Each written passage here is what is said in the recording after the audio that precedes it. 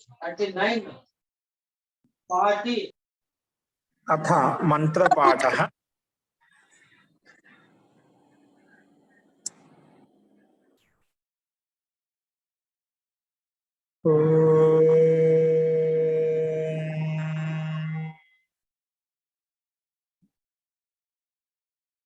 सहना भवतु सहनौ भुनक्तु सह वीर्यं करवावहै तेजस्विनावधीतमस्तु मा विद्विषावहै।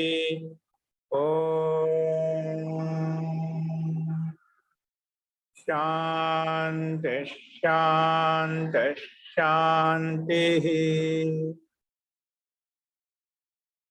सर्वेभ्यो नमः। अंदरिकी नमस्कारम अंडी। नमस्ते महोदय। మనము రెండవ అధ్యాయంలో ఏకవద్భావ ప్రకరణము నపుంసకలింగ ప్రకరణం చెప్పుకున్న తర్వాత ఇప్పుడు మనము అన్వాదేశ ప్రకరణం చెప్పుకుంటాం. ఆదేశం అంటే ముందు ఒక ఆదేశం ఉంటుంది, ఆదేశం తర్వాత దానికి తర్వాత చెప్పేటువంటి కథనం ఏదైతే ఉందో దాన్ని అన్వాదేశం, తర్వాత చెప్పే కథనాన్ని అన్వాదేశం అంటాం అన్నమాట. ఆ విషయాన్ని మనం చెప్పుకోబోతున్నాము. చూడండి, స్లైడ్ మీద చూడండి. ఈరోజు నిన్న ఇదమోన్వాదేశే ఇదమోన్వాదేశేనుదాత్త తృతీయాదౌ, ఇదం శబ్దం యొక్క స్థానంలో అష్ అనే అనుదాత్త అష్ ఆదేశం అవుతుంది. కానీ పక్కన తృతీయాది విభక్తి నుంచి మొదలుకొని ఏదైనా విభక్తి పక్కన ఉంటేనే, తృతీయాదో విభక్తో పరతః, తృతీయ విభక్తి నుంచి మొదలుకొని సప్త విభక్తి పర్యంతం ఉండేటువంటి విభక్తిలో ఏదో ఒక విభక్తి పక్కన ఉంటేనా ఇదం శబ్దం యొక్క స్థానంలో, సంపూర్ణ ఇదం శబ్ద స్థానంలో అష్ ఆదేశం వస్తుంది. ఏమొస్తుంది? అష్ ఆదేశం వస్తుంది. ఏ ఆదేశం? అనుదాత్త స్వరంతో యుక్తమైనటువంటి ఆదేశం వస్తుంది. అనుదాత్తమే ముందుగా యుక్తం చేశాం, అనుదాత్త ఆదేశం వస్తుంది చెప్పి మహర్షి పాణిని మనకు ఇక్కడ ఈ సూత్రం ద్వారా చెప్పారనమాట.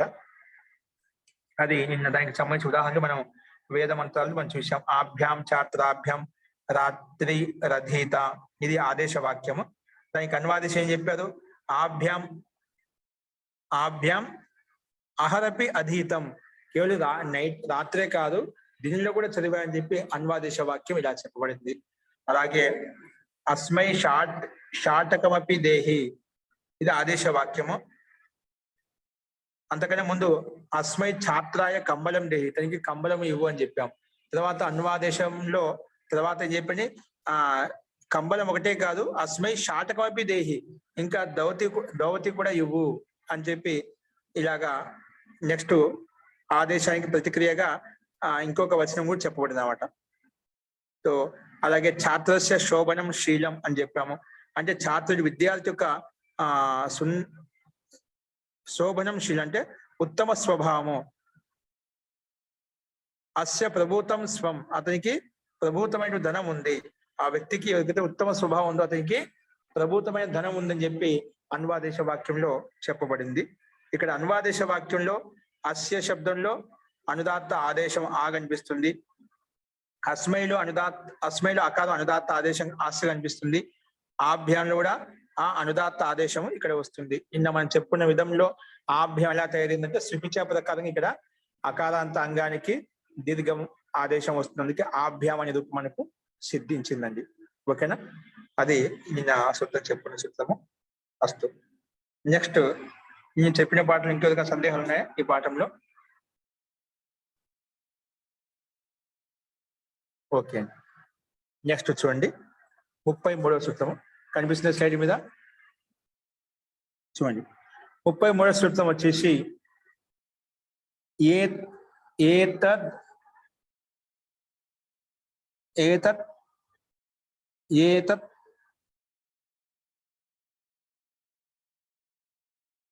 ఏతదః త్రతసో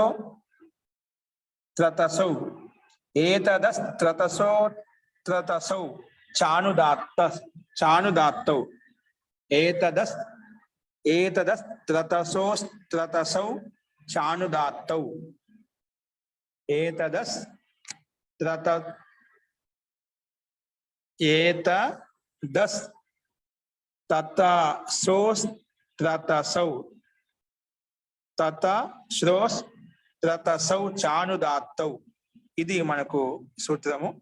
దీన్ని పదవిభాగం చేసుకుంటే చూడండి, పదవిభాగంలో ఏతద్ ఇది ఏతదః ఏతదః షష్ఠి విభక్తి ఏకవచనం అండి. ఎందుకంటే ఏతదస్ అని చెప్పాను. ఏతదస్ త్రతసోస్ త్రతసౌ 3 శబ్దాలు ఉన్నాయి. ఏతదస్ త్రతసోస్ త్రతసౌ చానుదాత్తౌ అని చెప్పి మనము ఇక్కడ పదవిభాగం సూత్రంలో కలిపి చెప్పబడింది. దీన్ని పదవిభాగం చేసుకుంటే గిన ఏమొస్తుందంటే చూడండి, ఏతదః ఏంటి, ఏతదః ప్రథమ షష్ఠి విభక్తి ఏకవచనము. త్రతసోహు ఏంటి, త్రతసోహు సప్తమి విభక్తి ద్వివచనము. త్రతసోహు త్రతసోహు చూడండి ఇక్కడ స్లైడ్ మీద. ఏతదః కింది సూత్రం 33వ సూత్రము. ఏతదః షష్ఠి విభక్తి ఏకవచనము. త్రతసోహు సప్తమి విభక్తి ద్వివచనము. త్రతసౌ ఇది ప్రథమ విభక్తి ద్వివచనం అన్నమాట. అస్తు. చకారం వచ్చేసి చ అవ్యయపదము. చ అవ్యయపదము. అనుదాత్తౌ ప్రథమ విభక్తి ద్వివచనము. అనుదాత్తౌ ప్రథమ విభక్తి ద్వివచనం అన్నమాట. అస్తు. ఏతదః షష్ఠి విభక్తి ఏకవచనము. త్రతసోహు సప్తమి విభక్తి ద్వివచనము. త్రతసౌ ప్రథమ విభక్తి ద్వివచనము. చ అవ్యయపదము. అనుదాత్తౌ ప్రథమ విభక్తి ద్వివచనము. ఈ రకంగా పదవి భాగం మనం చేశాము. సమాసం వచ్చేసి చూడండి ఏమొస్తుందంటే త్రశ్చ తశ్చ త్రశ్చ తశ్చ ఇది త్రతసౌ ఏంటి, త్రశ్చ తశ్చ ఇది త్రతసౌ తయోః త్రతసోః ఏంటి, త్రయోః త్రతసోః. ఇది త్రతసోః అనే శబ్దానికి మనము పదవి విభాగం చేసాం. త్రతసౌ ఏమున్నాయంటే త్రశ్చ ఒక శబ్దం ఉంది, తశ్చ ఒక శబ్దం ఉంది. రెండు కలిపితే త్రతసౌ అయిపోయింది. త్రతసౌ తయోః త్రతసోః తయోః త్రతసోః. ఓకే, సప్తమి విభక్తి ద్వివచనంలో ఇది దాంట్లో తీసుకొచ్చి చూపించాం. మళ్ళీ ఇది ఇతరేతర యోగ ద్వంద్వ సమాసః. ఏవం త్రతసౌ కూడా అలాగే త్రశ్చ తశ్చ త్రతసౌ తశ్చ త్రతసౌ. ఓకే, ఇది ఇతరేతర యోగ ద్వంద్వ సమాసం అన్నమాట. ఈ రకంగా రెండు పదాలు కూడా ఇతరేతర ద్వంద్వ సమాసంలో ఉన్నాయి. అక్కడ ఏంటంటే త్రతసోః అనే సప్తమి విభక్తి ద్వివచనం పెట్టాము, త్రతసౌ అనేది ప్రథమ విభక్తి ద్వివచనం పెట్టాము. అది గమనించాల్సిన విషయము. ఇప్పుడు అనుదాత్తం ఏమొస్తుందంటే అనుదిత్తి ఏమొస్తుందంటే పైనుంచి అన్వాదేశే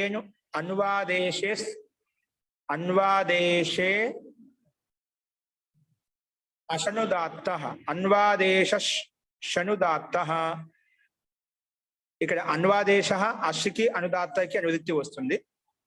చూడండి ఇప్పుడు అర్థం వచ్చేసి అన్వాదేశ అనుదాదేశ అనుదాత్తః ఇది వచ్చింది కదా అనుదిత్తి పైనుంచి. దీని యొక్క అర్థం గమనించండి. అన్వాదేశే వర్తమానస్య, అన్వాదేశంలో వర్తమానమైనటువంటి ఏతత్ శబ్దం ఏతుందో అక్కడ ఏంటి ఇదం శబ్దము, ఇక్కడ ఏతత్ శబ్దం అండి. అన్వాదేశే వర్తమానస్య ఏతద్ శబ్దస్య ఏతత్ శబ్దస్య వస్తుంది త్రాతసోః ప్రత్యయోః పరతః. త్రాతసోః ప్రత్యయోః పరతః అనుదాత్త అష్ ఆదేశో భవతి. ఏమొస్తుంది, అనుదాత్త అష్ ఆదేశో భవతి. ఇక్కడ ఓ దేశో భవతి ఆదేశ నాయకుని ఆదేశో భవతి. ఎప్పుడు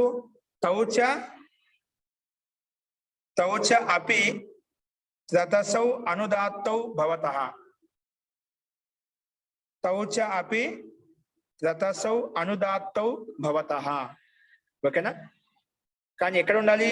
తౌచాపి అంటే ఎలా ఉండాలంటే త్రతసౌ అనుదాత్తో భవతి. ఆ రెండు త్రా తా అనేటివి అనుదాత్తవి ఉండాలంట. అప్పుడు మాత్రమే ఈ సూత్రం ప్రకారంగా ఏతది శబ్ద స్థానంలో త్రా తసోహ ప్రత్యయోహ పరతః అనుదాత్త ఆశాదేశం అవుతుంది. ఇక్కడ అనుదాత్త ఆశాదేశం వస్తుందంటే ఎక్కడ అన్వాదేశంలో వర్తమానమైనటువంటి ఏతది శబ్దం ఏదైతే ఉందో ఆ ఏతది శబ్దం యొక్క స్థానంలో త్రా ప్రత్యయం కానీ తస్ ప్రత్యయం కానీ పక్కన ఉంటే ఏంటి? త్రా ప్రత్యయం కానీ తా ప్రత్యయం కానీ త్రా తసోహ ప్రత్యయోహ పరతః ఈ రెండిట్లో ఏదో ఒక ప్రత్యయం పక్కన ఉందనుకోండి, అప్పుడు అక్కడ అనుదాత్త ఆశాదేశం భవతి, అనుదాత్త ఆశాదేశం భవతి. కానీ తౌచ అపి తౌచాపి త్రతసౌ అనుదాత్తౌ భవతః అంటే ఏ ప్రత్యయాలైతే త్రా ప్రత్యయం కానీ తస్ ప్రత్యయం కానీ పక్కన ఉంటేనే అప్పుడు ముందున్నటువంటి ఏతది శబ్దం యొక్క స్థానంలో అనుదాత్ ఆశాదేశం వస్తుంటావు కదా. కానీ పక్కన నువ్వు ఏదైతే నిమిత్తం పెట్టుకుంటున్నావో త్రా ప్రత్యయం పక్కన ఉండాలి, లేదా తా ప్రత్యయం కానీ తా ప్రత్యయం పక్కన ఉండాలి. కానీ అది ఉండాలి, అనుదాత్తమై ఉండాలి పక్కన. అనుదాత్త తా ప్రత్యయం ఉంటేనే, అనుదాత్త త్రా ప్రత్యయం ఉంటేనే అప్పుడు ముందున్నటువంటి ఏతది శబ్దం యొక్క స్థానంలో అనుదాత్త ఆశాదేశం వస్తుంది అని చెప్పి ఈ సూత్రం ప్రస్తావించినది. ఓకేనా? ముందెట్టి తృతీయాది విభక్తో పరతః అని చెప్పాము. తృతీయ విభక్తి పక్కన ఉంటే అప్పుడు ఇదం శబ్దం యొక్క స్థానంలో అనుదాత్త ఆశాదేశం అయిపోయింది. ఇక్కడేంటి? ఇదం శబ్దం కాదు, ఏతది శబ్దం యొక్క స్థానంలో ఇక్కడ తృతీయ విభక్తి కాకుండా ఏం చెప్పేది ఇక్కడ? ఒకవేళ త్రా ప్రత్యయం గాని తా ప్రత్యయం గాని పక్కన ఉంటే పక్కన ఉండాలి, ప్లస్ అవి ఏమై ఉండాలి? అనుదాత్తమై ఉండాలి. అనుదాత్తమై ఉంటే అటువంటప్పుడు ఆ ముందున్నటువంటి ఏతది శబ్దం యొక్క స్థానంలో అనుదాత్త ఆదేశం వస్తుంది అని చెప్పి ఈ సూత్రం యొక్క అభిప్రాయం ఇక్కడ చెప్పబడింది అన్నమాట. అందుకే చూడండి, ఇప్పుడు అన్వాదేశే వర్తమానస్య ఏతది శబ్దస్య త్రతసోహ ప్రత్యయోహ పరతః ఈ పక్కన ఉంటే అనుదాత్త ఆశాదేశం అవుతుంది, అనుదాత్త ఆశాదేశం వస్తుంది. కానీ ఎప్పుడు తౌచాపి త్రతసౌ అంటే త్రా ప్రత్యయమో తా ప్రత్యయమో అనుదాత్తో భవత అవి కూడా అనుదాత్తమే ఉండాలి. అప్పుడు మాత్రమే ఏమొస్తుంది? అనుదాత్తం అప్పుడేమొస్తుంది?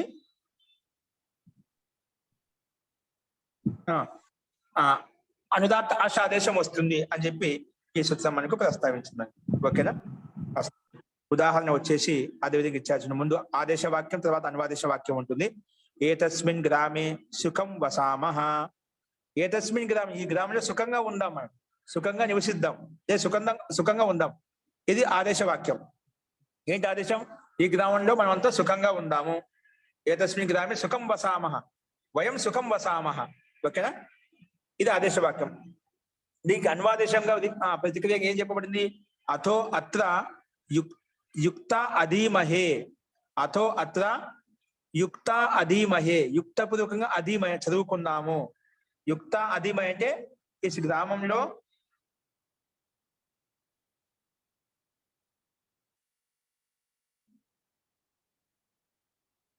అథో అత్ర యుక్త అధీమహే, అధీమహే ఏతత్ శబ్దం అనేది ఇక్కడ इस ग्राम में हम सुख से रहते हैं और यहाँ लगकर पढ़ते भी है. అత్ర అథో అత్ర యుక్త అధీమహే అంటే ఇక్కడ ఉంటాము, ఇక్కడ పూర్తిగా లీనమై చదువుకుంటాము. ఏంటి? ఇక్కడ అంత మేము సుఖంగా ఈ గ్రామంలో సుఖంగా ఉంటాము, తర్వాత పూర్తిగా లీనమై చదువుకుంటాము. అథో అత్ర అంటే ఇక్కడ ఈ గ్రామంలో, యుక్త అధీమహే యుక్తిపూర్వకంగా అంటే పూర్తిగా లగ్నమైపోయి లీనమైపోయి చదువుకుంటాం. అధీమహే చదువుకుంటాం మేమంతా, వయం అధీమహే. ఇది అన్వాదేశ వాక్యం అన్నమాట. సో ఇక్కడ అత్ర శబ్దం ఎలా తయారైందంటే ఏతది శబ్దం చేత అత్ర శబ్దం తయారైంది. ఏంటి? ఏతది శబ్దం చేత అత్ర శబ్దం వచ్చిందన్నమాట.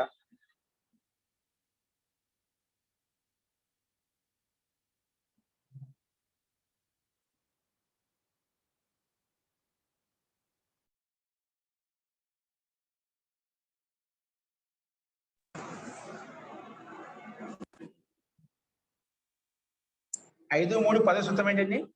5 3 10. 5 3 సూత్రం ప్రకారం తస్ ప్రత్యయం వచ్చిన తస్ ప్రత్యయం की पद అయితే అందుకు అసాదేశ होकर अब और अतः बना है. రెండవ ఉదాహరణ అయితే ఏతస్మా ఛాత్ర ఛందో అధిస్వ, ఈ ఛాత్ర నుండి ఛందస్సు అధిస్వ చదువు. అథో వ్యాకరణం అధిస్వ, అలాగే ఇతనితో ఛందస్సు, ఈ ఛాత్రుడితోటి ఛందస్సు చదువు అని చెప్పాం కదా. అలాగే అంతేకాకుండా అతః వ్యాకరణమపి అధిస్వ, వ్యాకరణం కూడా చదువు. ఏంటి? వ్యాకరణం కూడా చదువు అని అనువాదేశ వాక్యం. ఇక్కడ మనకు తయారు చేసే శబ్దం ఏంటి? అతః శబ్దం ఒకటి, అత్ర శబ్దం ఒకటి. ఓకేనా? అతః, అథో అత్ర, అథో అతః మీ అన్వాదేశం అనమాట ఇవి రెండు. ఇక్కడ అతఃలో తత్ర, అతః త్ర, అక్కడ 5-3-10 సప్తమ్యాస్త్రల్ అండి సూత్రం. సప్తమ్యాస్త్రల్. ఈ సూత్రం త్రలి ప్రత్యయం వచ్చింది, తస్ ప్రత్యయం, పంచమ్య తస్లిపక తస్లి ప్రత్యయం వచ్చింది. 5-3-7 పంచమ్య తస్లి అండి. ఓకేనా? ఓకే. అంటే అత్రలో సప్తమ్యాస్త్రల్ ప్రకారం త్రల్ ప్రత్యయం వచ్చిందన్నమాట. ఏంటి? త్రల్ కనుమతి వేస్తే త్రా మిగులుతున్నమాట. మన సూత్రం ఏముంటుంది? ఏతద్ శబ్దానికి పక్కన ఇది స్వనామ శబ్దం కదా, స్వనామ శబ్దం కాబట్టి అర్థవద ధాతుల ప్రత్యేక ప్రాతిపదికం, మళ్ళీ ప్రాతిపదిక అధికారిలోకి వెళ్ళి జ్ఞా ప్రాతిపదిక. ఈ ప్రాతిపదిక అధికారంలో ఏముందంటే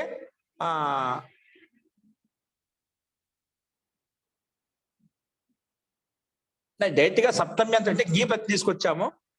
ఏతది గీ సప్తమ్యాస్త్రల్ ప్రకారంగా సప్తమ్యంత ఏతది శబ్దం చేత త్రల్ ప్రత్యయం వస్తుందన్నమాట.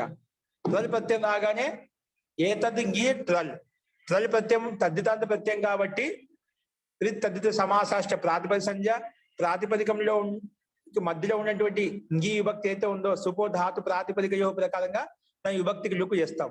అప్పుడు ఏతద్ త్రల్ అలా ఉంటుంది. త్రల్ కర్మలు చెప్పేసి ఏతద్ త్రా. ఇప్పుడు మన ప్రకృతి వచ్చేస్తుంది ఏతద్ శబ్ద స్థానంలో ఏమొస్తుంది? ఏతద్ శబ్ద స్థానంలో త్రా ప్రత్యయం పక్కన ఉంటే ఇదేముంది? త్రా ప్రత్యయం ఉంది. సప్తమ్యా త్రల్ ప్రత్యయం వచ్చిందా? త్రల్ ట్రా ఉంది కాబట్టి అది పక్కన ఉంటే ఏమొస్తుంది? అస ఆదేశం వస్తుంది, అనుదాత్త అస ఆదేశం వస్తుంది. కానీ పక్కన త్రల్ ప్రత్యయం ఎలా ఉండదు? అది అనుదాత్తమే ఉండాలి. ఇది ప్రత్యస్వరం చేత అనుదాత్తవు సుప్పితవు ప్రకారంగా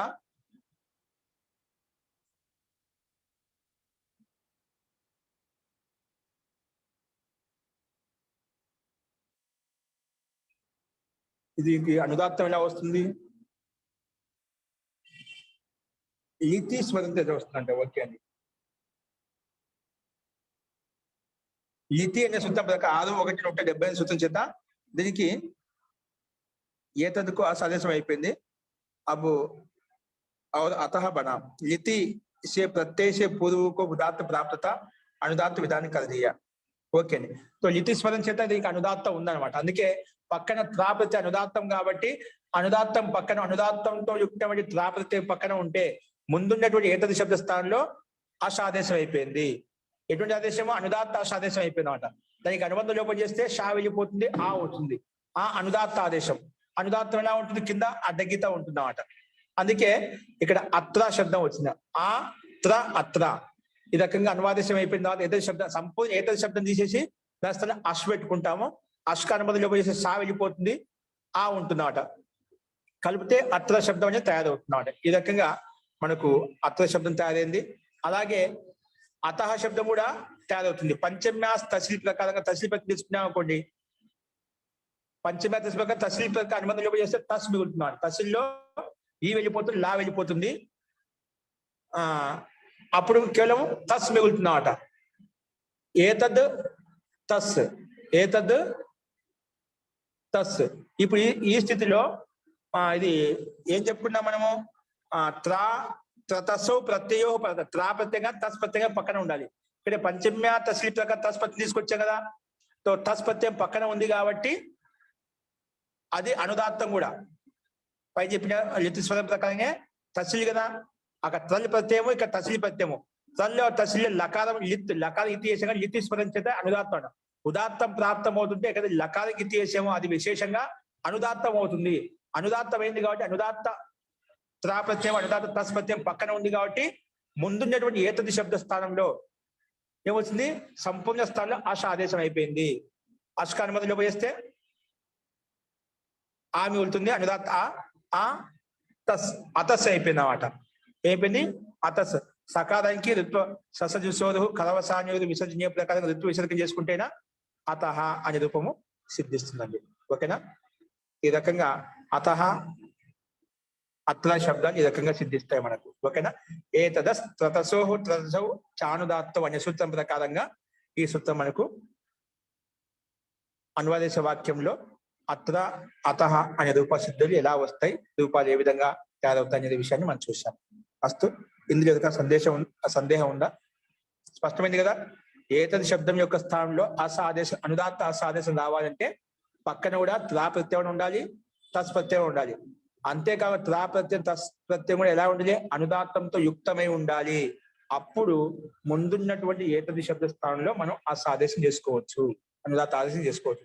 అదే కండిషన్స్ ఉన్నాయి కాబట్టి మనకు ఆశాదేశం ప్రాప్తమై అత్ర అతహ అనే రూపాలు మనకు సిద్ధించాయండి. అస్తు. ఇది ఈ సూత్రం యొక్క అభిప్రాయం. మీకు స్పష్టమైంది అనుకుంటాను. అస్తు. నెక్స్ట్ చూడండి. నెక్స్ట్ వచ్చేసి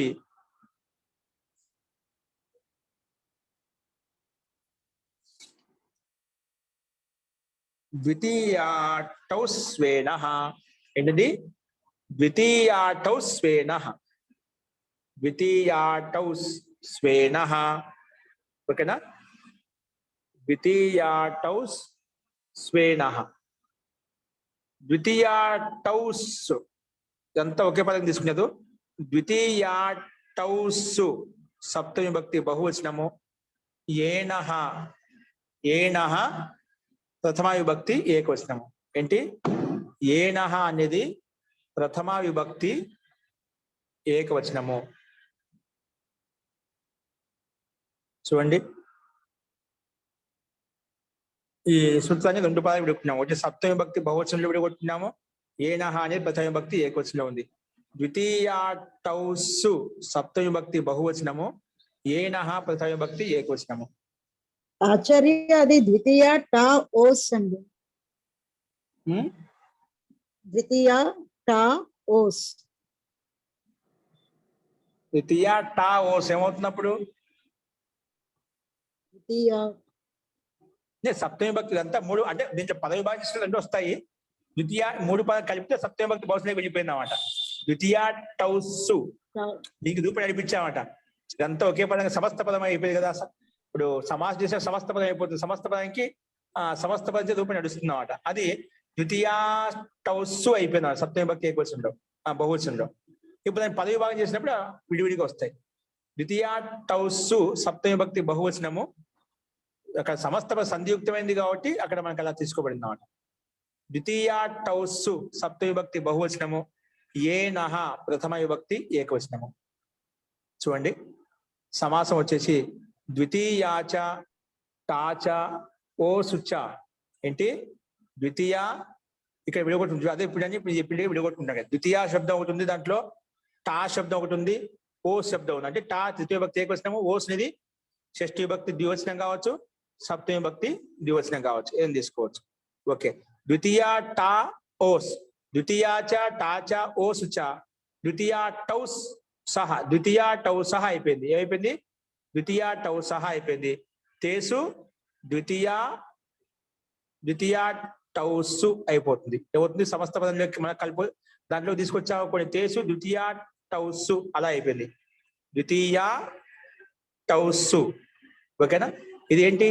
ఇతరేతర యోగ ద్వంద్వ. ఏంటిది? ఇతరేతర యోగ ద్వంద్వ. అస్తు. అనువృత్తి వచ్చేసి ఇప్పుడు ఏతదః ఇదమోన్వాదేశే అనుదాత్తః.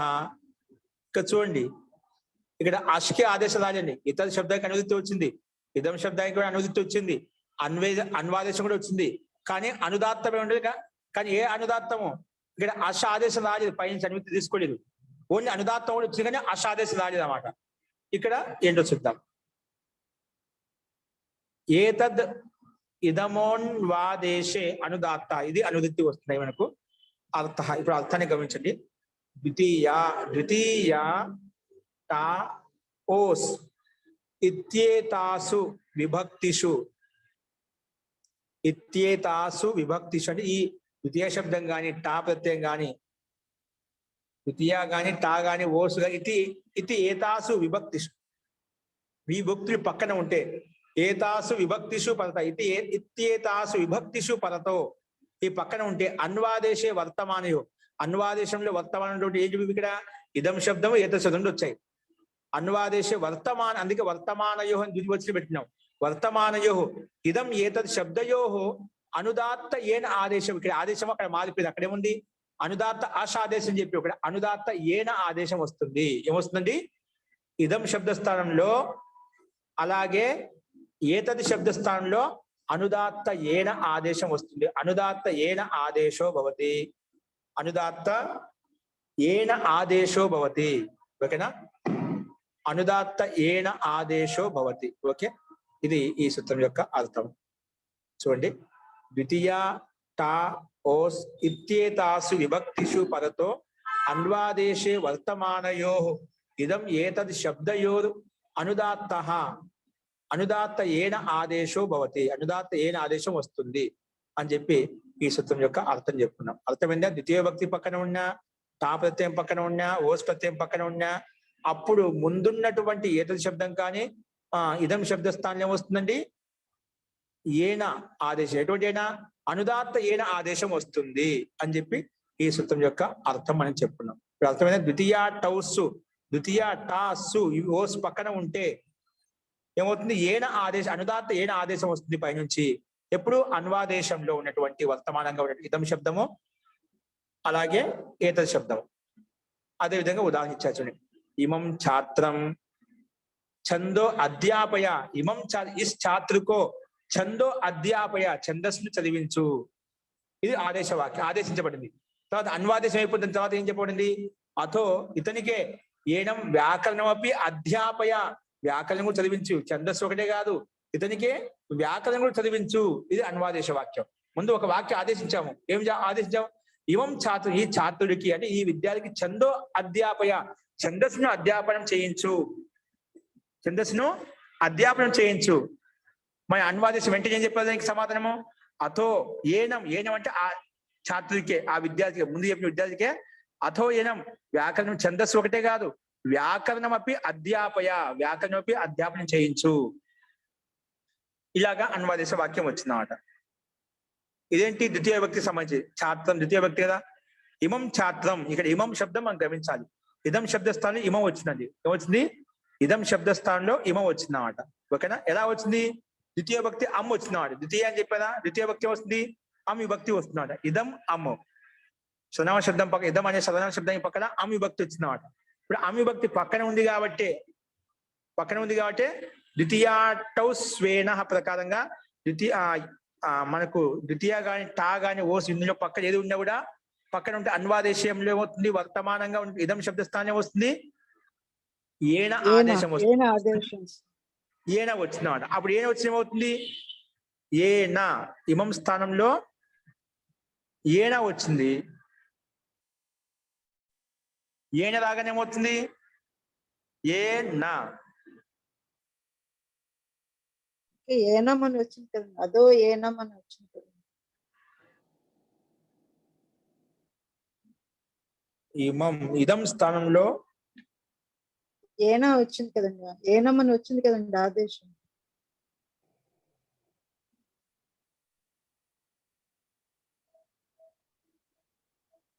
మనకి క్షమ్యత మనకేంటి అన్వాదేశ వాక్యం చూడాలి. మనం ఏం చేస్తున్నాను ఇమం శబ్దం చెప్పిన ఆదేశ వాక్యం చేస్తున్నాం ఏంటి మన అన్వాదేశ వాక్యం చూడాలి ఏనం ఓకే అస్తు రాజ్యలక్ష్మి గారు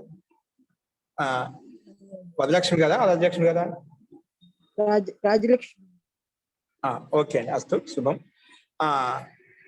ఇక్కడ అన్వాదేశ వాక్యం చూసుకోవాలి ఇమం ఛాత్రం ఛందో అధ్యాపయ అతో అన్వాదేశ వాక్యం కదా అన్వాదేశే వర్తమానయో ఇదం శబ్దం చూసుకోవాలి మనం అన్వాదేశంలో ఉండేది ఇదం ఏంటి ఏనం అనమాట. ఇదం స్థానంలో ఏనా వచ్చింది ఏనా ప్లస్ పక్కన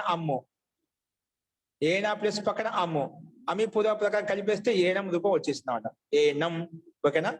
అందుకే ఏనం వ్యాకరణం అపి అధ్యాపయ ఇది ద్వితీయ భక్తికి ఉదాహరణ చూపించాం. నెక్స్ట్ ఠాకి అనేన ఛాత్ర రాత్రి అధీత, ఈ విద్యార్థి ద్వారా రాత్రి చదవబడింది. అతో అనేన అహరపి అధీతం, పైన చెప్పిన ఉదాహరణ ప్రకారం ఇక్కడ కూడా లేదండి ఈ విద్యార్థి రాత్రే కాదు పగలు కూడా చదివాడు. అహరపి అధీతం, పగలు కూడా చదివాడు. ఇక్కడ ఏనేనా చూడు, ఇక్కడ అనేన ఛాత్ర రాత్రి అధీత, అతో ఏనేనా చూడు, అనేనా అనకుండా ఏనేనా వచ్చిందండి. అంటే ఛందస్సులో అలా ప్రయోగించబడుతుంది. ఏనేనా మామూలుగా అనేనా అంటే ఏనైనా ఏ శబ్దం అది? ఏతేనా అంటే బాగుంటుంది. ఏతేనే కాకుండా అంటే ఇతడి ద్వారా అని రావాలి. ఏతేనే కాకుండా ఏనైనా వచ్చింది అన్నమాట. ఏమొచ్చింది?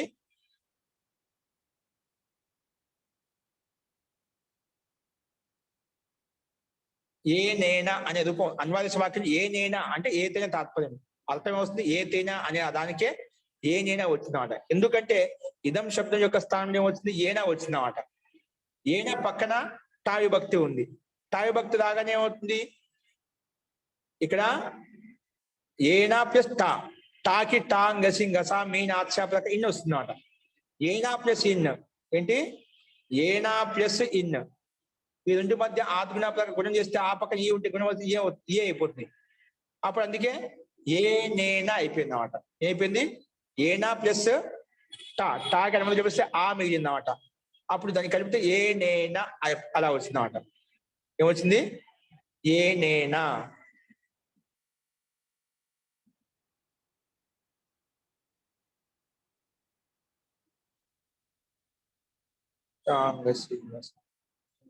తాస్థాన్ ఇన్ వచ్చింది కదా, తాస్థాన్ ఇన్ వచ్చింది. ఇన్ని కారణం చూపిస్తే ఈ మిగిలింది అన్నమాట. ఈ మిగిలింది కాబట్టి పక్కన ఉన్న ఏనా ప్లస్ ఈ, ఆ ఈ కలిస్తే ఏ అయిపోయింది. ఏనా వచ్చింది, ఏనా ఉంటుందండి. వస్తుంది ఆచార్య. ఏనా పూర్తిగా నా కాలం పూర్తిగా వస్తుందండి. అప్పుడే నా వస్తుందా? నా పూర్తిగా ఉంటుంది కాబట్టి ఏనా ప్లస్ ఇన్, ఏనా ప్లస్ ఇన్ ఈ రెండు మీద గుణసంధి చేస్తే ఏ నేనా అలా వచ్చేస్తున్నాం. ఓకేనా? అస్తు. అలాగే ఏతం ఛాత్రం ఛందో అధ్యాపయ, ఏతది శబ్దానికి ఉదాహరణ చూపిస్తున్నారు. పక్కన ఇదం శబ్దానికి ఉదాహరణ చూసాము, అవి ఏతది శబ్ద స్థానంలో చూపిస్తున్నారు. ఏతం ఛాత్రం ఛందో అధ్యాపయ అథో ఏనం వ్యాకరణమపి అధ్యాపయ, అక్కడ సేమ్ ఇదే విధంగా. కాబట్టి అక్కడ ఇమం అని చెప్పి అక్కడ ఏతం అని చెప్పుకున్నా, అది తేడా. అంటే అక్కడ ఏతది శబ్దం వచ్చింది, ఏతది శబ్ద స్థానంలో మనకు ఏనం వచ్చింది. ఏనం వ్యాకరణం అపి అధ్యాపయ, సేమ్ పైన చెప్పిన విధంగానే. అలాగే ఏతైనా ఛాత్రైన రాత్రి అధీతం, అతో ఏనైనా అహర అపి అధీతం, రాత్రి కూడా చదవబడింది. సారీ, రాత్రే కాకుండా పగలు కూడా చదవబడ్డాడు ఈ అబ్బాయి, ఈ విద్యార్థి. అంటే ఏదైనా స్థానం ఏనైనా కూడా మనకు ఛందస్సులో ప్రయోగం ఉంటుంది. ఏనైనా అన్ని ఏదో అర్థం చేసుకోవచ్చు. ఏదైనా అంటే అంటే ఈ ఛాత్రి ద్వారా పగలు కూడా చదవబడింది అనే అర్థంలో ఇక్కడ అన్వాదేశ వాక్యం అలా వచ్చిందన్నమాట. ఇక్కడ సేమ్ అదేవిధంగా ఏనా ప్లస్ ఇన్ ఏనైనా వస్తుంది. అలాగే ఓస్ కి ఉదాహరణ చూపిస్తున్నాయి కదా. ఏతయో ఛాత్రయో శోభనా ప్రకృతి, ఈ ఛాత్రులకు మంచి ప్రకృతి, మంచి స్వభావము, ఈ ఇద్దరు ఛాత్రులకు మంచి స్వభావం అనే అర్థంలో ఇక్కడ చెప్పబడింది ఏ ఆదేశ వాక్యం. అతో ఏనయో మృదువాణి, అందువని వీళ్ళిద్దరికి మృదువాణి అంటే మృదుయుక్తమైనటువంటి వాణి, అమృత వాణి అని చెప్పి అన్వాదేశ వాక్యం చెప్పబడింది. సో ఇక్కడ ఇక్కడ ఇదం శబ్దము, ఇదం శబ్దానికి స్థానంలో పక్కన షష్ఠీ విభక్తి ద్వివచనంలో మనం ఏం తెచ్చుకున్నాము? ఓస్ తెచ్చుకుంటాం. ఏం తెచ్చుకుంటామండి? ఓస్. ఇక్కడ మనం చెప్పిన సూత్రం ప్రకారంగా ద్వితీయ టా ఓస్ అని విభక్తులు పక్కన ఉంటేనా ఏమొస్తుంది? ఈ విభక్తులు పక్కన ఉంటే గినా, ఈ విభక్తులు పక్కన ఉంటే ఏనా ఆదేశం వస్తుంది. ఏనా రాగానే మళ్ళా ఏనా ప్లస్ ఓస్, ఏనా ప్లస్ ఓస్, ఈ రెండింటి మధ్య ఏమవుతుంది? వృద్ధి సంధి అవుతుందన్నమాట. అదేనా? వృద్ధి వస్తుందా? అకారం పక్కన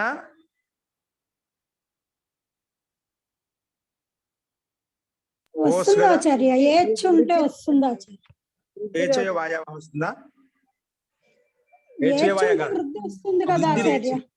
పూర్వ పదవ్యవస్థ వృద్ధి ఏకాదేశం భవతి. పూర్వ పదవ్యవస్థ వృద్ధి ఏకా, అకారాంత పక్కన యచి పదత, యచి పదో అకారాంత తయోః పూర్వపదయోస్థానం వృద్ధి ఏకాదేశో భవతి. కాబట్టి ఆ అవు కలిసి అవు అయిపోతుంది అన్నమాట. ఏమైపోతుంది అప్పుడు ఏన ఓ అయిపోతుంది, ఓస్ కదా, ఏన యోస్ అయిపోతుంది అన్నమాట. ఏమైపోతుంది ఏన యోస్, ఏన యోస్ అయిపోతుంది. ఆచార్య అవ్వ వస్తుంది అంటే కదా ఏ ఆచార్య, రాదు కదండి, వృద్ధి వృద్ధి అంటే ఏ రాదు కదండి, అవు వస్తుంది ఏంటండి? కదా. పక్కన వృద్ధి ఓస్ అంటే ఉంది అవు మనకు. రావాలి కదా ఆచార్య, ఏంటండి? వృద్ధి అంటే అవు రావాలి కదా ఆచార్య. అయి గాని ఆవు గాని రావాలి కదండి వృద్ధి. అయి అవు రావాలి. ఇక్కడ మనకు అవు స్థానంలో ఓస్ ఎలా వచ్చింది, అవు రావాలి, ఓ ఉంది ఇక్కడ, ఓస్ అంటున్నాము. అతో వృద్ధి గుణ చేయడం అయితే కాదు. వస్తుందేమో ఆచార్య, గుణం చేసుకుంటామా? అతో గుణ అయితే పరరూపం అవుతుంది కదా ఆచార్య. పరరూపం చేసుకోవచ్చు. అయితే ఇది ఓకే, పరరూప సంధి వస్తుంది. పరరూప సంధి వస్తుంది. అదే వృద్ధి చేసినా ఒకటి అవు రావాలా, ఏత యౌస్ అవుతున్నాడు, అవి మనకు అనిష్టం వస్తుంది. పరూపం అతో గుణ ప్రకారంగా పక్కన గుణవర్ణం ఉంది కాబట్టి ఓ వర్ణము గుణం పరూపం చేసుకుంటేనా ముందుండే ఏనలో ఉండే అకారంలో ఓస్ లో ఉండే ఓలో కలిసిపోతుంది. అప్పుడు ఏన యోస్ అయిపోతుంది, ఏ నోస్ అయిపోతుంది. ఓకేనా, ఏ నోస్ అయిపోతుంది. ఏనా ప్లస్ ఓస్ పరూపం చేసామప్పుడు మరి ఎక్కడ ఎక్కడ చూస్తుందండి, పక్కన ఓస్ రాదు ఉంది, ఆచార్య, యకారం రాదు. పక్కన ఏన యోస్ కావాలా, ఇక్కడ ఏమైనా గుణం చేస్తామా, ఏన యోస్.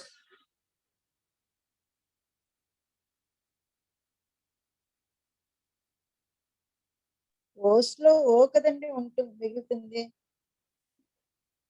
ఏతయో రామయో అన్నప్పుడు మనం రామయో వస్తుంది కదా, ఏన యకారము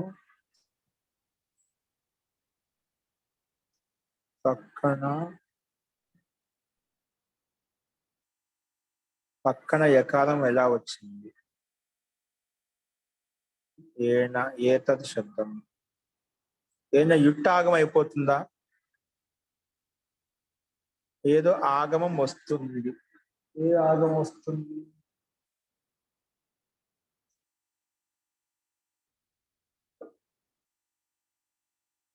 ఆచార్య ప్రకృతి సూత్రం నుంచి ఏనా ఆదేశం వస్తుంది కదండి. ఏంటండి? ఏనా ఆదేశం వస్తుంది కదండి ఏతద్ స్థానంలో. ఏనా వచ్చింది, ఏనా ఓసు. మనకి ఏనయోహు కావాలి, ఏనయోహు ఎలా వస్తుంది, యకాలం వచ్చింది మధ్యలో, ఆ యకాలం ఎక్కడి నుంచి వచ్చింది గుణం అయితే ఏచో ఐవై వస్తుంది కదండి, యాంతవాంత హెచ్చు పక్కన అచ్చు ఉంటే వస్తుంది కదండి ఆదేశం. హెచ్చు పక్కన అచ్చు ఉంటే అయాదేశం వస్తుంది. హెచ్చు పక్కన ఏనా సంధి జరగదు, అయాది సంధి జరగదు. స్వరం ఉన్న ఇక్కడ సూత్రం ఏ ఐ ఓ పర స్వరహ ఉంటే మనకి అయ్యా అవ అవి ఆదేశంగా వస్తాయి కదండి. ఇప్పుడే చెప్తాను.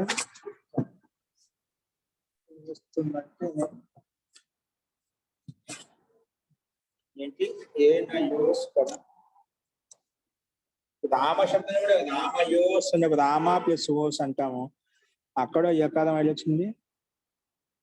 మహోదయ లాస్ట్ లో చూడండి, ఒకసారి లాస్ట్ లో చూడండి. ఏం చూడాలి? హిందీలో ఈ సూత్రం చివర అర్థంలో చూడండి. చివర ఏనా ప్లస్ ఓస్ ఈజ్వల్ టు ఏన యోహని ఇచ్చాడు. మరి అన్వాదేశ విషయమే హోగయా హై అంటున్నాడు, చివరిలో ఇచ్చాడు. ఏనా ప్లస్ ఏనా ప్లస్ సమ్ కలిపి ఏనం అయిపోయింది,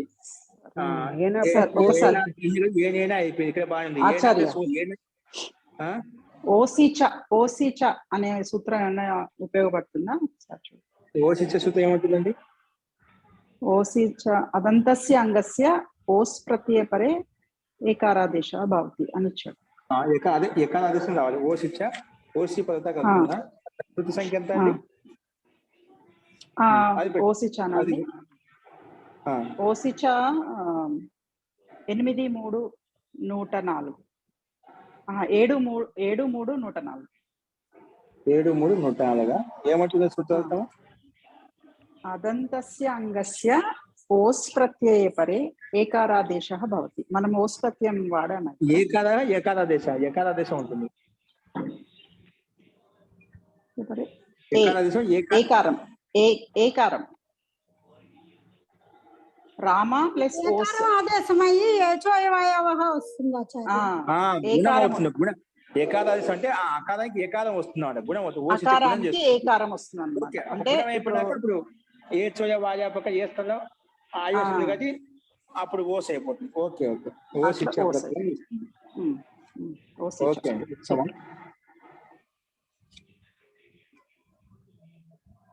అదే అండి గుణం చేస్తున్నామట. అదే ఏ కాలం అనుకుంటే అప్పుడు మనకు ఆ స్థానం ఏ వచ్చింది. అప్పుడు ఏనా కదా, ఏనలో ఉండే ఆకి ఏది ఏనే అయిపోయింది. ఏనే ప్లస్ ఓస్ ఏనా యోస్ అయిపోయింది. ఏ ఆదేశం చేస్తే యా హలంతానికి పక్కన ఓస్ ఉంటే ఏన యోస్ అయిపోయినాడు. ఏన యోస్ సకాలిక ఋతు విసర్జన చేసుకుంటే ఏన యో అందుకు సమస్య జరిగింది. ఈ రకంగా ఏన మనకు కనిపిస్తుంది. ఓకే అర్థమైందండి. ఓసిచ అనే ఓసి పక్కన ఉంటే యకారాదేశంగా గుణం అయిపోయింది. గుణం అయిపోయిన తర్వాత ఈ రకంగా చూసాం. ఫస్ట్ ఈ రకంగా మనం ఇక్కడ రెండింటిలో అదే విధంగా అర్థం చేసుకోవాలి. అథో ఏనో మృదువాణి, ఇతరుల యొక్క మృదువాణి అంటే చాలా కోమలమైనటువంటి వాణి, వినమ్రత వాణి అని స్వభావంతో చెప్పారు. ఇందులో విద్యార్థి యొక్క స్వభావం చాలా మంచిది. వీరిద్దరు ఎక్కువ ధనవంతులు కూడా. ఇద్దరు ఎక్కువ ధనవంతులు పక్కన ఉదాహరణ ఇచ్చారు. ఏతయో ఛాత్రయో శోభనా ప్రకృతి అథో ఏనయో మృదువాణి అథ ఏనయో మృదువాణి. ఇక్కడ మృదువాణి ఉందంటే నమ్మదంగా ఉండే వాళ్ళకు అన్ని ప్రభుత్వమైన పనులు ఐశ్వర్యాలు అన్ని కూడా కలుగుతూ ఉంటాయి.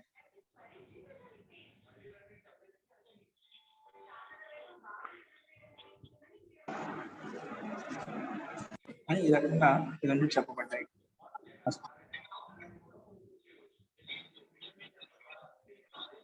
ఓకే. సో అన్నిట్లో ఉదాహరణ ఏనో ఆహారమపి అతీతం, ఏతయో ఛాత్రయో శోభా ప్రకృతి అథో ఏనయో మృదువాణి అని చెప్పి మనకు ఉదాహరణలు మనకు స్పష్టంగా కనిపిస్తున్నాయి. ఏదైనా ఛాత్రైన రాత్రి అతీత ఇది ఆదేశ వాక్యము.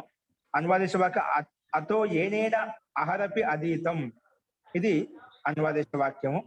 అలాగే ఏతయో ఛాత్రయో శోభనా ప్రకృతి అథో ఏనయో మృదువాణి ఈ రకంగా ఈ ఉదాహరణ మనం చూసామని అర్థమైంది కదా. ఈ సూత్రం యొక్క అభిప్రాయం అనువాద సంబంధి ఇదం శబ్ద స్థానంలో ఏదం శబ్దం యొక్క స్థానంలో అనుదాత్త ఏనా ఆదేశం, కానీ ఎప్పుడు ద్వితీయ భక్తి కానీ టాప్ విభక్తి కానీ యువస్ ప్రత్యయం కానీ పక్కన ఉంటేనే వస్తుంది. కానీ ఇక్కడ పక్కన అనుదాత్తం ఉండాలని చెప్పి చెప్పలేదు. ముందే చెప్పున్నాము ఏతదస్త్రతసో చానుదాత్తం పక్కన ఏవైతే ఉన్నాయో త్రలి ప్రత్యయము తస్పత్తి అవి అనుదాత్తమై ఉండాలంట. ఆ యతిస్వరంతో అనుదాత్తమై ఉన్నాడట. ఇక్కడ పక్కన విభక్తి ఉంటే సరిపోతుంది. ఆ అనుదాత్తంతో యుక్తమై ఉండాలని ఉదయం పెట్టలేదు. ఈ మూడు విభక్తుల నుంచి ఏ విభక్తి పక్కన ఉన్నా అప్పుడు అనుదాత్త ఏనా ఆదేశం అవుతుందని చెప్పి ఈ సూత్రం చెప్పబడింది. ఓకే, ఇది ఈ సూత్రం యొక్క అభిప్రాయం. వస్తు నెక్స్ట్ వచ్చేసి ఇందులో సందేహం ఉందాక ఓకే అండి. నెక్స్ట్ వచ్చేసి మనకు ఆర్ధ ధాతు ఇక్కడ అన్వాదేశ ప్రకరణం కూడా మనకు సమాప్తం అయిపోయింది. నెక్స్ట్ ఆర్ధ ధాతుక ప్రకరణం ఏంటండి? ఆర్ధ ధాతుక ప్రకరణం చూడండి. ఆర్ధాతుక ప్రకరణం ఆర్ధ ధాతుకే ఈ సూత్రం మొదలు పెట్టుకున్నాము. ప్రకరణం మొదలు పెట్టుకుందాం, రేపు చెప్పుకుందామండి. అస్తు అర్థ ఇదేంటి ప్రకారం అంటే ఆర్ధాతుక ప్రత్యయం నిమిత్తం చేసుకుని మనకు ఇక్కడి నుంచి ఉంటాయన్నమాట. ఏముంటాయి? ఆర్ధధాతుక ప్రత్యయాన్ని నిమిత్తం చేసుకుని మనకు పనులు జరుగుతాయి. గుణము కానీ వృద్ధి కానీ దాన్ని నిమిత్తం చేసుకుని ఉన్నటువంటి సూత్రాల్లో యొక్క ప్రక్రియ మనకు ఉంటుంది. అదంతా చూద్దాం. ఓకేనా? చూడండి, ఆర్ధధాతుకి అంటే ఇక్కడి నుంచి మనం ఏం చేసుకున్నా ఆర్ధధాతుకం అంటే ఆర్ధధాతుక ప్రత్యయం రాబోతుంది అని మనం నిశ్చయం చేసుకుంటే ముందే పని చేసుకుంటామట. ఏంటి ఆర్ధధాతుక ప్రత్యయం వస్తుంది అంటే ఆర్ధధాతుక ప్రత్యయం పక్కన ఉంటే ఏ పనులు అయితే అవుతాయో అది దానికంటే ముందే చేసేసుకుంటామట ముందుగానే. అందుకే ఇక్కడ చూడండి ఆర్ధధాతుక ప్రకరణం మనకు ముందేంటి ఈ పాదంలో 4వ పాదంలో మొట్టమొదటి ప్రకరణం ఏకవద్భావ ప్రకరణం చెప్పుకున్నాము, తర్వాత లింగ ప్రకరణం చెప్పుకున్నాము, తర్వాత అన్వాదేశ ప్రకరణం చెప్పుకున్నాము. ఇది ఆర్ధధాతుక ప్రకరణం. ఇప్పుడు మనం చెప్పుకుంటాం సూత్రం ఏంటి చూడండి. ఆర్ధధాతుకే ఇది ఒకే పదం. ఆర్ధధాతుక సప్తమి భక్తి ఏకవచనము. అర్థ ఆర్ధధాతుకి ఇత్యది ఇది అధికార సూత్రం. ఇక్కడ సంధి ఇత్యధికార సూత్రం. ఇది అధికార సూత్రం. సంధి చేస్తే ఇత్యధికార సూత్రం. ఇది అధికార సూత్రం అంట. ఇతోగ్రే వక్షమానాని కార్యాన్ని ఇక్కడి నుంచి అగ్రే అంటే ముందు చెప్పేటువంటి పనులు ఏవైతే ఉన్నాయో కార్యాలు ఏవైతే ఉన్నాయో ఇతోగ్రే వక్ష్యమానాని కార్యాన్ని ఆర్ధధాతుక విషయే భవంతి ఇది వేదితవ్యం. ఆర్ధధాతుక విషయంలోనే అవుతాయి అని చెప్పి మనం అర్థం చేసుకోవాలి. ఇతోగ్రే వక్షమాన కార్యాన్ని ఆర్ధధాతుక విషయం అంటే ఆర్ధధాతుక ప్రత్యయం రాబోతుంది అని చెప్పి ముందుగానే దాన్ని పని చేసేసుకుంటామంట. ఓకేనా? ఆర్ధధాతుక విషయ భవంతి ఇది వేదితవ్యం అని అర్థం చేసుకోవాలి. అగ్రే ఉదాహరిస్తాం. దీనికి యొక్క ఉదాహరణ ఏవైతే ఉన్నాయో వాటికి మనము ఎక్కడ ఏ సూత్రం ఏ ఉదాహరణ ఇచ్చా అక్కడ చెప్పుకున్నాం. అగ్రే ఉదాహరిస్తామా కానీ ఇది అధికార సూత్రం అని చెప్పి ఈ సూత్రం ప్రస్తావించబడింది. వీటి యొక్క అధికారం ఎంతవరకు వస్తుంది? అధికారం అనేది 2, 4, 57వ సూత్రం వరకు. ఇది 35 సూత్రం కదా. ఇదే ప్రకరణంలో 57వ సూత్రం వరకు ఈ ఆర్ధధాతుక ప్రకరణం నడుస్తుంది అంటే అధికారం నడుస్తున్నమాట. యహా సే ఆగే జో కార్య కహేంగే వే ఆర్ధధాతుక విషయమే హోంగే అంటే ఆర్ధధాతుకమే విషయ సప్తమి. ఇదేంటి సప్తమి భక్తిదా? మనకు సప్తమిలో నిమిత్త సప్తమి, సతి సప్తమి, అలాగే ఇంకో సప్తమి ఏంటి కారణ సప్తమి, నిమిత్త సప్తమి, విషయ సప్తమి, అట్లా 3 రకాల సప్తమిలు ఉన్నాయండి. ఓకేనా? అందులో ఇదేంటి విషయ సప్తమి అంటే విషయం అంటే రాబోతుంది అనే విషయాన్ని మనసులో పెట్టుకుని ఆ పని మనకు ఆర్ధధాతుక ప్రత్యయం ఉన్నప్పుడు ఏదైతే పనులు అవి ముందే చేసేసుకుంటామట. ఓకేనా? సో అంటే ఆ పనులు ముందే తెచ్చేసుకుంటామట. అందుకే విషయ సప్తమి చెప్పామట. ఆర్ధధాతుకమే విషయ సప్తమి. ఇక్కడ సూత్రంలో సప్తమి విభక్తి ఉంది. ఏ సప్తమి? సప్తమిలో 3 రకాలు ఉన్నాయి. నిమిత్త సప్తమే, విషయ సప్తమే, కారణ సప్తమి. ఏ సప్తమి ఇందులో? అర్థాత్ ఆగే ఆర్ధధాతుక విషయ ఆయేగా అంటే ఆర్ధధాతుక ప్రత్యయ సందర్భం వస్తుంది. యహ మాన్ కదా అలా ఊహించుకొని ముందుగానే పరే నా హో తో బి పక్కన లేకున్నప్పుడు కూడా ఆర్ధధాతుక ఆనేసే పహలే హి కార్య హోగే అంటే ఆర్ధధాతుక ప్రత్యయం రావడానికి ముందే అంటే ఖచ్చితంగా తర్వాత వస్తున్నాం దాంట్లో సందేహం లేదు. కానీ ముందుగానే వస్తుంది కదా అని చెప్పి ఊహించుకొని దాని పనులు ముందే చేసేసుకోవడం అన్నమాట. దాని పనులని కూడా ముందే చేసేసుకోవడం దాన్ని విషయ సప్తమి అంటాం. విషయ సప్తమి ఏమంటాం?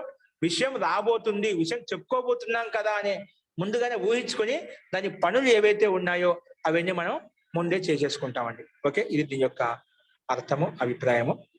ఓకే, तो सप्तमी 3 प्रकार की होती है. పద సప్తమి, విషయ సప్తమి, నిమిత్త సప్తమి. పద సప్తమి పక్కన ఉందనుకోండి, పక్కన ఉంటే ముందు పని అవుతుంది. పక్కన నిమిత్తం ఖచ్చితంగా ఉండాలన్నమాట. ఏంటి? పక్కన నిమిత్తంగా ఉంటేనే ముందు పని చేసుకుంటాం. పక్కన నిమిత్తం లేకుండా ముందు పని కాదు. అది పక్కన నిమిత్తంగా ఉంది అంటే పద సప్తమి. పక్కన ఉంటేనే ముందు పని అయింది కాబట్టి ఇది పద సప్తమి. నెక్స్ట్ విషయ సప్తమి ఏంటి? ఆ విషయం రాలేదు, ప్రత్యయం రాలేదు, కానీ ఆర్ధధాతుక ప్రత్యయం వస్తుంది అని ముందుగానే ఊహించుకొని రాకుండా కూడా ఆ సందర్భం రాకుండా కూడా అంటే వస్తుంది అంటే కొంత ప్రక్రియ ముందు జరిగిపోయినా వస్తుందన్నమాట. ప్రారంభంలోనే ఆ ప్రత్యయం రాకముందుకే పని చేసేసుకుంటాం. విషయ సప్తమి అంటే విషయాన్ని ముందుగానే ఊహించుకొని చేసేటువంటి పని కార్యం ఏదైతే ఉందో దాన్ని విషయ సప్తమి అంటాం. నెక్స్ట్ నిమిత్త సప్తమి ఏంటి? మూడోదైతే నిమిత్త సప్తమి. నిమిత్తం అంటే అది నిమిత్తంగా ఉంటే నేను పని చేస్తాను, నిమిత్తం లేకుండా అంటే పక్కన ఉండాలి అంతే. నువ్వు ఈ పక్కన ఉంటే నేను ఈ పని చేయగలుగుతాను. అది నిమిత్తంగా ఉండాలి, ఆధారభూతంగా ఉండాలి. అది మళ్ళీ దానివల్ల ఏం ఉండదు అంట, దానివల్ల ఉపయోగం ఉండదు. నువ్వు పక్కన సపోర్ట్ కూడా నేను పని చేసేస్తాను. మన లౌకికంగా కూడా లౌకిక వ్యవహారంలో అంటుంటామట, మీరు నాకేం చేయాల్సిన అవసరం లేదు, పక్కన ఉండండి ధైర్యంగా, నేను అన్ని చేసేసుకుంటాను. అలాగా ఇక్కడ ఈ ప్రత్యయం పక్కన ఉందంటే నిమిత్తంగా సపోర్ట్ గా ఉందంటేనా ముందు పనులు అయిపోతుంటాయి. దాని వల్ల కలిపేది ఉంటే దాన్ని చేసే ఉన్నాడు. అది ఎలా ఉంది అలాగే ఉంటుంది. పక్కన నిమిత్తం సప్త నిమిత్తంగా ఉంటేనా ముందుకు పని అయిపోతుంది. అందుకే జో కార్య కహేంగే ఇవన్నీ నిమిత్త సప్తమి. ఈ రకంగా మనకు సప్తమిలో 3 రకాలు. విషయ సప్తమి ఒకటి, పద సప్తమి ఒకటి, నిమిత్త సప్తమి ఒకటి. ఇక్కడ ఆర్ధధాతుకేలో సప్తమి భక్తి ఏదైతే కనిపిస్తుందో అది మనకు విషయ సప్తమి. విషయం రాబోతుంది అని చెప్పి ముందుగానే ఊహించుకొని ఆ పనులు ముందే చేసుకుంటాము. ఓకేనా? సో యహ విషయ సప్తమి హై. కానీ ఇక్కడ ఈ సందర్భంలో మనకు ఆర్ధధాతుకేలో విషయ సప్తమి అన్నమాట. నిమిత్త సప్తమి ఏంటి? కింగితి చాని. ఇది నిమిత్త సప్తమి అంటే కిత్తి గిత్తి ప్రత్యయ పరత అంగస్య గుణో నాభవతి. కిత్తి ప్రత్యయ నిమిత్తం చేసుకుని అయితే గుణం చేసుకుంటున్నామో, కిత్తి ప్రత్యయ నిమిత్తం చేసుకుని గుణం ప్రాప్తం అవుతుందో, గిత్తి ప్రత్యయ నిమిత్తం చేసుకునే గుణం ప్రాప్తం అవుతుందో, గిత్తి ప్రత్యయ నిమిత్తం చేసుకుని గుణం ప్రాప్తం అవుతుందో అవి కావు అని చెప్పిన. అంటే కిత్తి ప్రత్యయాన్ని నిమిత్తం చేసుకుంటే గుణం ప్రాప్తం అవుతుంటే ఈ సూత్రం కింగితి చే ప్రకారంగా ఇది నిమిత్త సప్తమి. అది నిమిత్తంగా చేసుకుని అయితే గుణం చేస్తున్నావో అటువంటి నిమిత్త సప్తమి నిమిత్త అటువంటి ప్రత్యయం నిమిత్తం చేసుకుని అయితే గుణం చేస్తున్నావో, వృద్ధి చేస్తున్నావో అది కాదు. కింగితిచ్చ దీనికి ఉదాహరణ చూపించాను. నిమిత్త సప్తమిలో ఉదాహరణ ఏంటి? కింగితిచ్చ. అక్కడ కిత్ గిత్ అంటే ఏ ప్రత్యయంలో కకారానికి ఇత్తి చేశామో, ఏ ప్రత్యయంలో అయితే గకారానికి ఇత్తి చేశామో, ఏ ప్రత్యయంలో అయితే కిత్ గిత్ ఇంగిత్ గకారానికి ఇత్తి చేశామో అటువంటి ప్రత్యయాన్ని నిమిత్తం చేసుకొని అంగానికి గుణం గాని వృద్ధి గాని చేస్తూ ఉంటే ఇది ఏంటి? పక్కన ఏ ప్రత్యయాన్ని నిమిత్తం చేసుకున్నావో అది కిత్ నిమిత్తము. కానీ కిత్ నిమిత్తం ప్రత్యము నిమిత్తం చేసుకునే గుణం అంగానికి గుణం అవుతుంది కాదు. ఇది నిమిత్త సప్తమి అన్నమాట. దీనికి ఉదాహరణ. పరసప్తమికి అనేక ఉదాహరణ. కానీ ఇది నిమిత్త సప్తమికి కింది దిశలో ఉదాహరణ తీసుకోవచ్చు మనం. పరసప్తమికి అనేక ఉదాహరణ है जहां पर परे रहते ऐसा कहा जाए वो परसप्तमी. అంటే ఇది మనం చెప్పాం కదా, అచి పరత ఇకో నచి. ఇక స్థానం ఎన్ని ఆదేశం పోతే అచి పరత. అచి పక్కన ఉంటే ఈ స్థానం యా వస్తుంది, ఊ స్థానంలో బా వస్తుంది, రు స్థానంలో రా వస్తుంది, లిరు స్థానంలో లా వస్తుంది. అచ్చు పక్కన ఉంటే చాలు, ముందుకు ఈ ఊ రు లిరు స్థానంలో క్రమంగా యా వా రా లా లు వస్తాయన్నమాట. ఇది పరసప్తమి. అట్లా పరసప్తమికి చాలా ఉదాహరణలు ఉన్నాయి. నిమిత్త సప్తమికి చెప్పుకున్నాము, పరసప్తమి చెప్పుకున్నాము. నెక్స్ట్ ఏంటి?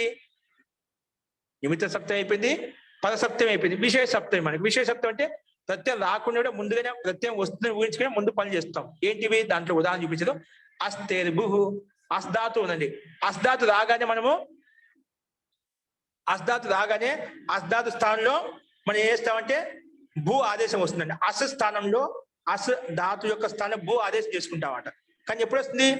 ఆర్ధాతు ప్రత్యయం ఉంటేనే వస్తుందన్నమాట. కానీ ఆర్ధాతు ప్రత్యయం లేకపోయినప్పుడు కూడా అస్తేర్ భూ అనే సూత్రం వచ్చేసి అస్ ధాతు స్థానం భూ ఆదేశం చేసింది. ఓకేనా? ఇది ఆర్ధాతుక విషయమే. ఆర్ధాతుక विषय में आगे आएगा.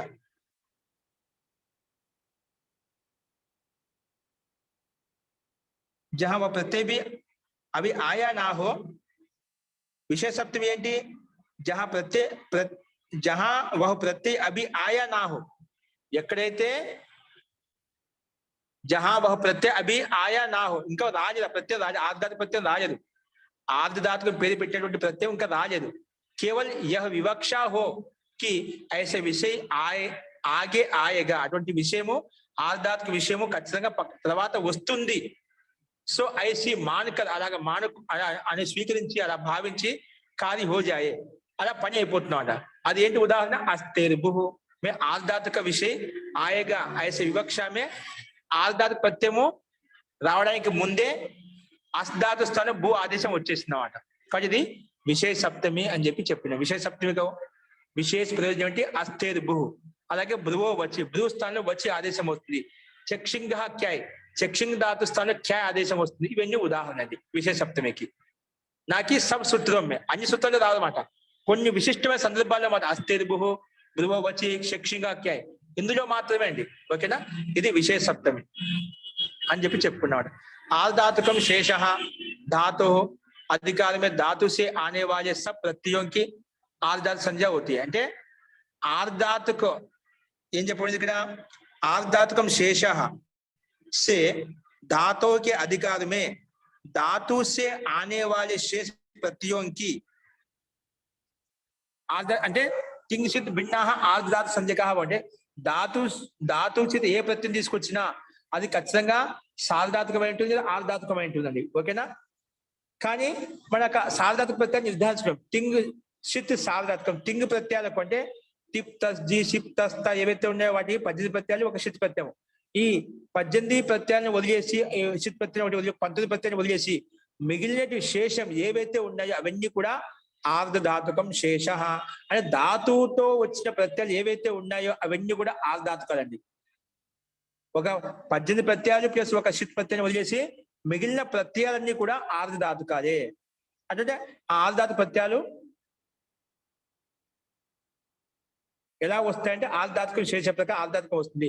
అటువంటి ఆర్ధధాతుక ప్రత్యయం రాబోతుంది అని చెప్పి ముందుగానే ఊహించుకొని ఏదైతే పని చేసేసుకుంటామో, అంటే ఆ స్థానంలో భూ ఆదేశం కానీ, భృగు ధాతు స్థానంలో వచి ఆదేశం కానీ, చక్షింగ్ ధాతు స్థానంలో ఖ్యాయ ఆదేశం కానీ ఏవైతే చేసి వస్తుంటామో ఇవి విశేష సప్తమి నిమిత్తం చేసుకుని చేసుకున్నాము అని చెప్పి ఈ రకంగా అధికార సూత్రం మనం చెప్పుకున్నామండి. ఓకేనా? సో సప్తమి 3 రకాలుగా ఉంటుంది.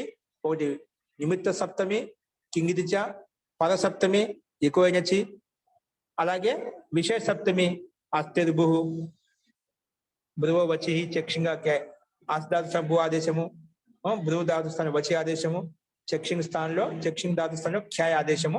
ఈ రకంగా ఉదాహరణలు మనం చెప్పుకున్నామండి. అస్తు మీకు స్పష్టమైంది అనుకుంటాను. ఈ రకంగా మనం ఆర్ధాతుకే అనే సూత్రాన్ని యొక్క అర్థాన్ని ఈ రకంగా ప్రస్తావించుకున్నాం. ఇది అధికార సూత్రము. ఇది మనకు 57వ సూత్రం వరకు వస్తుంది. కాబట్టి ఇక్కడ నుంచి ఏ ప్రత్యయాలు వచ్చినా ఆర్ధాతుక విషయాన్ని నిమిత్తం చేసుకుని వస్తాయి. అది మటుకు మనం అర్థం చేసుకోవాలి. అస్తు ఈ రకంగా ఈ అధికార సూత్రాన్ని చూసాము. నెక్స్ట్ దీనికి సంబంధించి సూత్రాలు మనం రేపు చూద్దామండి.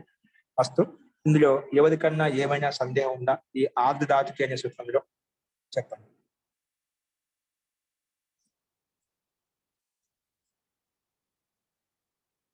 అస్తు స్పష్టంగా ఉంది. మంత్ర పాఠన